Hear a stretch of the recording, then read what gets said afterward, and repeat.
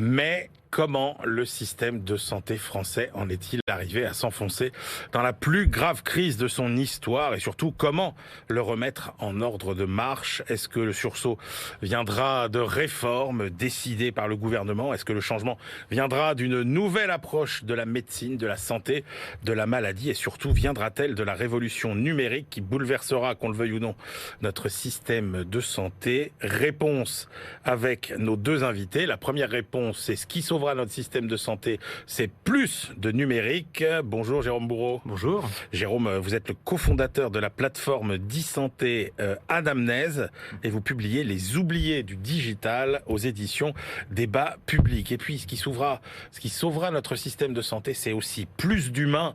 C'est ce que vous nous dites, Alain Toledano. Bonjour. Bonjour Alain, vous êtes directeur du centre de cancérologie Hartmann, fondateur de l'Institut Raphaël. Vous dirigez la chaire de médecine intégrative au CNAM et vous publiez L'art de soigner aux éditions Humain6. Je commence avec vous, Alain Toledano. Comment vous expliquez finalement cette espèce d'affaissement du système de santé français qui paraît à bout de souffle alors qu'il a tout pour être le meilleur système de santé du monde? Alors d'abord, on a de la chance en France, il faut dire merci à la France, parce qu'on a un système accessible avec de belles valeurs. Donc, mais par contre, même si le système, ça coûte 260 milliards d'euros par an, c'est 11% du PIB de la France, il nourrit le mécontentement des usagers, les frustrations des soignants, il y a des tensions administratives, des rigidités d'organisation. Donc le projet finalement, c'est de changer le paradigme et de passer d'une médecine centrée sur la maladie à une médecine centrée sur l'individu. Parce que, est-ce que finalement, alors on peut parler suradministration, technocratie, système hospitalo-centré, mais est-ce que au cœur finalement de l'erreur française, entre guillemets, c'est pas ça le sujet justement, ce système exclusivement centré sur la maladie et pas sur le patient? Exactement, parce qu'en fait, quand on parle de système de santé, on peut se demander, Emmanuel, c'est quoi la santé? Exactement. Alors timidement, est-ce que vous êtes en bonne santé? Vous pouvez répondre à ça? Alors les gens, ils vont dire timidement oui. Mais en fait, la santé, c'est pas l'absence de maladie. La santé, c'est pas le silence des organes. La santé, elle va se composer de santé psychologique, santé émotionnelle, santé sexuelle, santé sociale, santé environnementale.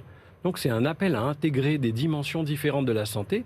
Et notre système aujourd'hui, à l'acte, traite des maladies et pas forcément des individus. Effectivement, si on se pose la question sur c'est quoi être en bonne santé aujourd'hui, le pendant c'est quoi soigner aujourd'hui? Alors soigner, c'est soigner une maladie, mais aussi prendre soin. Parce qu'aujourd'hui, chaque personne, elle a d'infinis besoins. Vous pouvez rembourser 20 ans un antidépresseur, mais pas une séance de psychologue pour les 4 millions de Français qui ont ou qui ont eu un cancer, par exemple. Donc de la prévention à la manière de gérer les maladies chroniques, c'est 20 millions de Français qui ont des maladies chroniques. Insuffisance cardiaque, diabète, insuffisance rénale, endométriose. Ils souffrent et la réponse aujourd'hui, elle est dans la prescription. Donc passer d'une médecine prescriptive à une médecine intégrative, avec toutes les dimensions de la santé et des interventions non médicamenteuses. Préciser, parce que la notion de médecine intégrative, elle est justement au cœur de votre philosophie, de l'Institut Raphaël, etc. C'est quoi la médecine intégrative? Alors aujourd'hui en France, on a tendance à cloisonner et créer des expertises. On a beaucoup de sachants. Mais finalement, ce mouvement de différenciation, qui est bien compréhensible, il a un pendant qui est le mouvement inverse, qui est l'intégration. Connecter les gens les uns avec les autres, faire la synthèse. Donc là, on va intégrer des mouvements, des dimensions de la santé, on va intégrer des acteurs paramédicaux, des sophrologues, des sexologues, des psychologues, des nutritionnistes, des médecines orientales. Mais les médecins, ils veulent pas entendre parler de ces charlatans, entre guillemets. Vous savez ce qu'est la définition de la médecine, Emmanuel? Non. La médecine, c'est toutes les connaissances scientifiques et les moyens qui sont mis en œuvre pour soulager, pour prévenir et pour traiter des maladies, des blessures et des infirmités. Avec des mots, on soigne, avec des mots, on tue. Donc la médecine, c'est pas uniquement la haute technologie qui doit la préempter. La médecine doit être au contact du corps et de l'esprit. Alors, ce qui frappe aussi quand on lit votre livre, vous l'avez dit, vous avez dit, on consacre énormément d'argent à la santé, mais alors avec un rendement qui est désastreux, parce qu'en fait, on met beaucoup d'argent là où on devrait en mettre peu, et on en met très peu là où on devrait en mettre beaucoup. Et je pense à tous les chiffres que vous citez sur la prévention. Honnêtement, je pensais pas que ça pouvait atteindre des proportions pareilles, ce qu'on pouvait attendre du retour sur investissement de la prévention? Alors, on va donner un exemple simple. Il y a 400 millions de consultations médicales chaque année en France.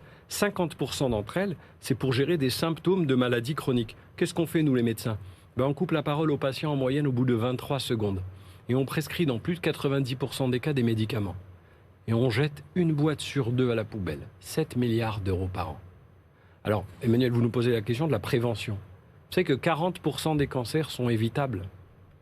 80% des maladies cardiovasculaires sont évitables. Ouais. Si on travaille sur l'alcool, le tabac, la sédentarité, le surpoids.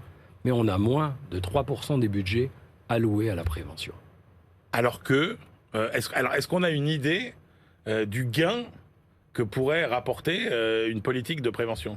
Oui, les études sérieuses disent qu'en diminuant, et c'est faisable, de près de 30% la mortalité prématurée, donc chez les gens de moins de 70 ans, on pourrait gagner 10% de PIB à 10 ans. 10% de PIB? Voilà un programme politique. À 10% de PIB, avec tout ce qu'on pourrait faire, effectivement, avec...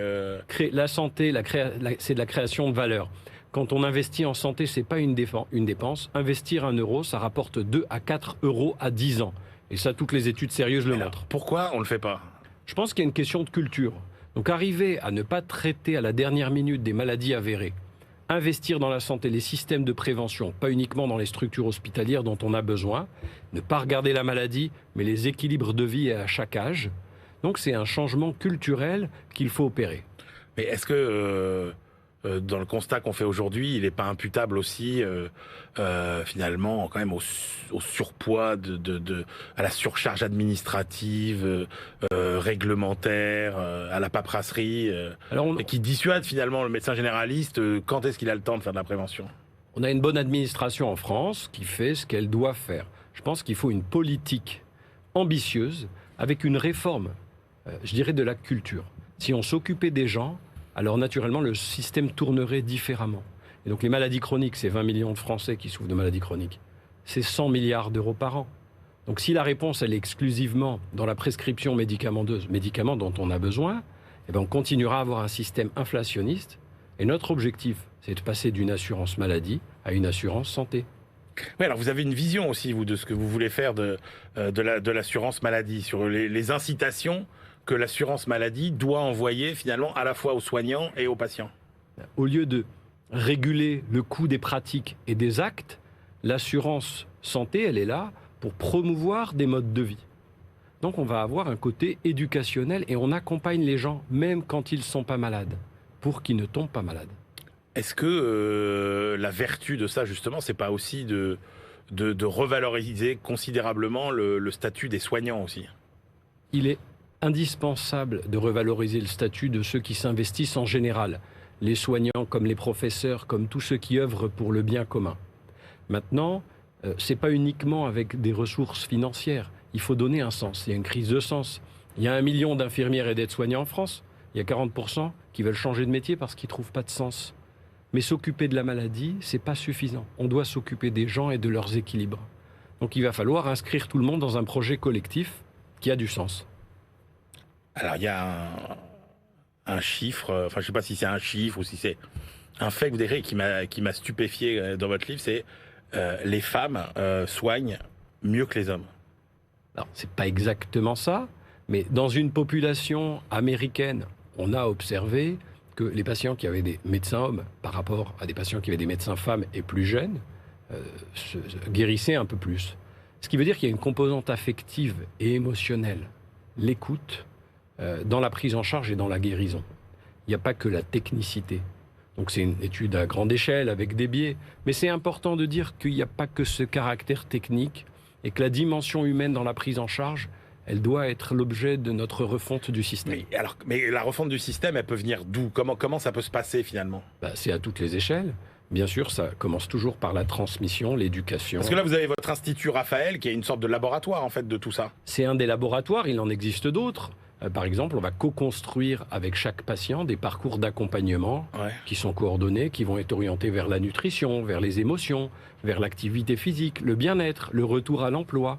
Alors à l'Institut Raphaël, on offre les soins et on les évalue aux patients qui sont atteints de maladies chroniques, pour montrer qu'en s'occupant globalement de chacun, c'est mieux que si on s'occupait de la maladie. Les freins au changement, ils sont où aujourd'hui? Vous dites c'est culturel, mais c'est un peu pudique de dire c'est culturel. Il y a aussi des gens qui veulent pas que ça change ou...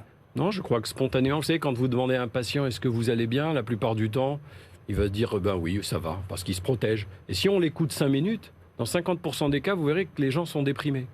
Et alors si vous l'écoutez 15 minutes, c'est assez rare, dans 80% des cas, il y a des troubles sexuels. Donc en fait, le sujet aujourd'hui, c'est d'arriver à donner du temps, parce que le temps, c'est de la qualité, et arriver à accompagner les gens autrement qu'avec de la prescription. Alors justement, on a peut-être les moyens de changer la donne de tout ça avec vous, Jérôme Bourreau, parce que donc plus d'humains, on l'a bien compris, mais ce qui va changer la donne aussi, c'est plus de numérique. Et ce qui est important dans votre message, Jérôme Bourreau, c'est que vous dites, finalement, partout où le numérique a fait son entrée, il a quand même tout balayé sur son passage. Et pour le bien, en général, à la fois des clients, des patients, et des salariés. Alors, en fait, moi, j'ai un parcours qui est de...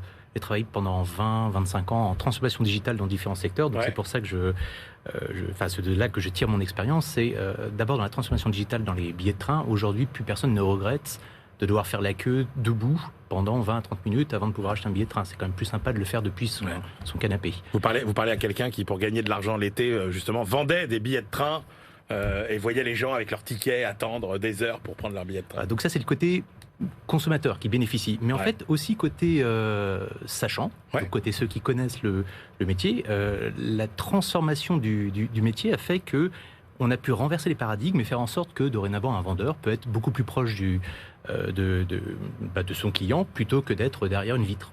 Donc ça, en fait, on peut transformer les usages à partir du moment où on a pu laisser le pouvoir aux utilisateurs de faire déjà une première partie de la démarche. Ce qui est intéressant aussi, c'est que vous dites finalement dans tous ces secteurs qui ont été, qui se sont digitalisés avant finalement le secteur de la santé, on retrouvait toutes les objections au départ qu'on retrouve aujourd'hui dans le secteur de la santé. En fait, alors c'est propre au fait que lorsqu'on veut faire de la transformation digitale, il y a des sachants qui sont aujourd'hui en poste, qui font les choses d'une certaine manière et qui ont peur de l'inconnu. L'inconnu, c'est comment est-ce que mon travail va changer demain une fois que j'aurai mis en place ces nouvelles pratiques. Il faut être assez audacieux pour accepter de ne plus faire de la médecine comme on le faisait hier ou avant-hier. Et effectivement, ça fait toujours un petit peu peur. Donc ça, je pense que c'est une des parties des freins que l'on rencontre chez les professionnels de santé, et pas que les médecins, infirmières, pharmaciens, kinés et autres, que l'on a retrouvés à la FNAC, quand il s'agissait justement de transformer les usages à la FNAC, à la SNCF, dans la banque, dans tous les secteurs dans lesquels j'ai pu travailler jusqu'à présent. Alors, votre conviction, qui est quand même très forte, c'est de dire, de toute façon, la grande révolution du numérique, c'est quand même la révolution de la data. Alors, vous citez des chiffres hallucinants sur les datas disponibles. En fait, la donnée produite double dans le monde tous les 73 jours. D'accord. Donc, en fait, ça montre déjà la quantité de données qu'il faut ingurgiter. Et en plus, et c'est là, en fait, que vient une des problématiques qu'on a dans le domaine médical, c'est qu'on demande aux médecins, dorénavant, d'ingurgiter ces données.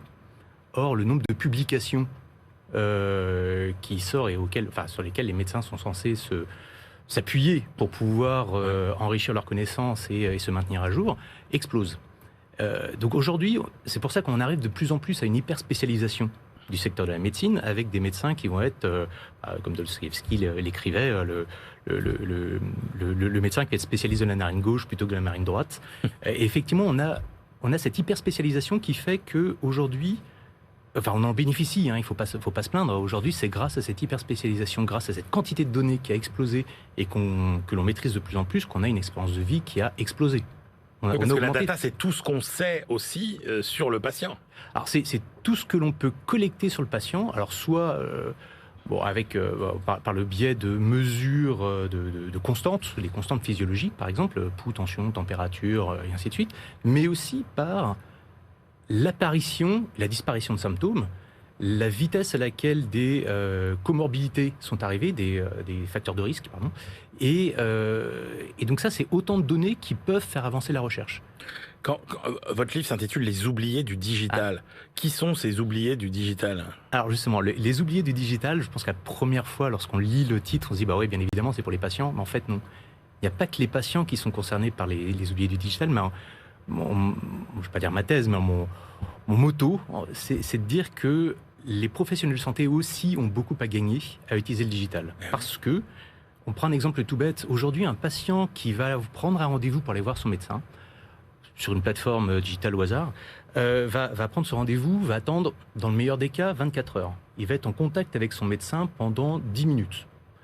Si vous faites le ratio de ces 10 minutes de contact avec le médecin sur les 24 heures passées à attendre, vous allez voir que le patient passe 99% de son temps à attendre. Et ces 99% de son temps, on n'en fait absolument rien. Si on était capable de préparer la consultation, l'anamnèse du patient en amont, ça permettrait au médecin, alors on pourrait imaginer énormément de changements. Premièrement, ça permettrait au médecin, lorsqu'il a son patient qui arrive, d'avoir le dossier patient qui a été prêt, mais aussi potentiellement de dire, bah, tiens, le patient qui va arriver à 16h40, c'est un patient qui a des symptômes contagieux. Donc déjà, on pourrait peut-être déjà faire des créneaux de téléconsultation pour les patients qui sont susceptibles d'avoir des créneaux, qui sont susceptibles d'avoir des symptômes contagieux, plutôt que de les laisser venir en salle d'attente. Deuxièmement, on pourrait aussi prioriser des patients qui, a priori, d'après le questionnaire qu'on aura pu leur envoyer, ont des symptômes qui nécessitent une levée de doute rapide du patient. Aujourd'hui, tous les patients sont traités à la même enseigne. Il y a une égalité de traitement et non pas une équité de traitement. Est-ce que cette vague de la data, elle est irrésistible ? Parce que vous dites, elle va tout balayer sur son passage. En fait. Alors, la vague de la data, elle va bien évidemment changer la donne parce qu'en fait, elle est nécessaire pour faire de la recherche.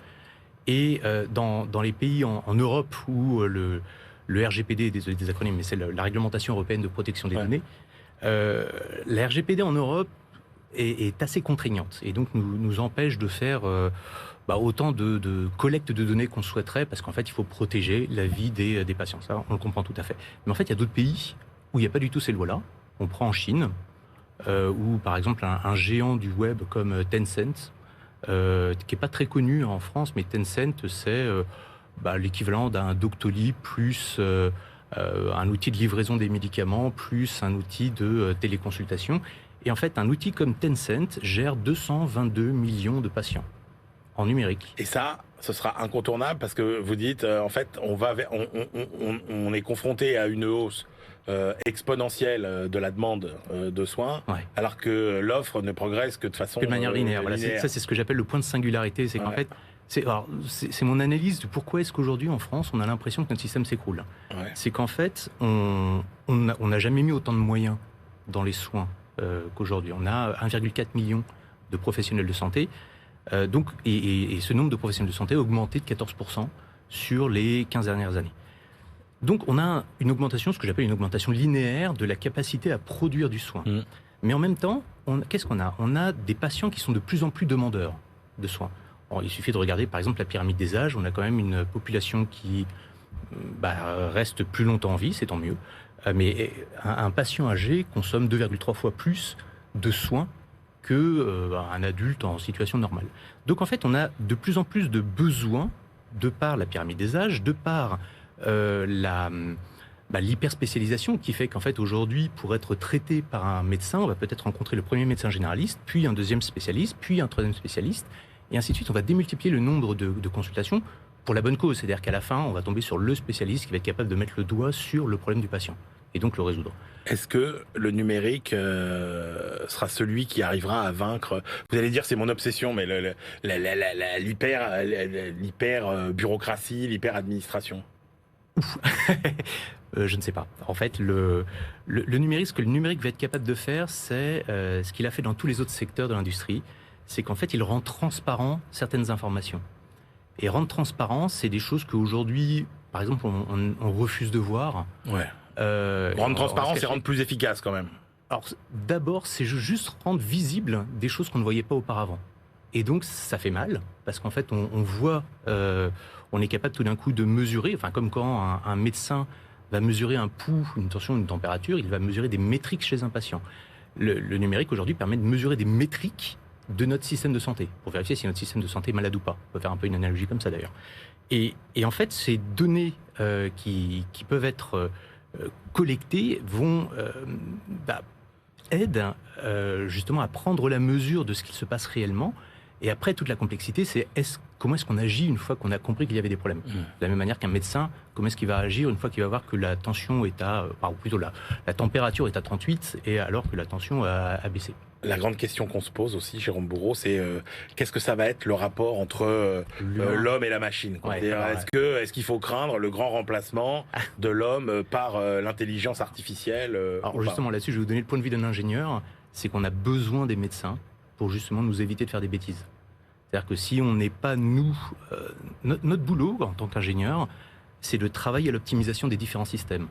Le boulot des sachants, c'est-à-dire ceux qui connaissent le métier, c'est nous dire à un moment donné, stop, là tu t'arrêtes, parce que là tu vas un peu trop loin. Mais c'est travailler avec nous. Aujourd'hui, un des risques qu'on court en France, c'est qu'on a des professionnels de santé qui ne se digitalisent pas assez vite. Et résultat, comme c'est assez frustrant pour les patients que nous sommes, de voir que des choses pourraient mieux fonctionner, en fait, on a tendance à faire des choses de plus en plus poussées.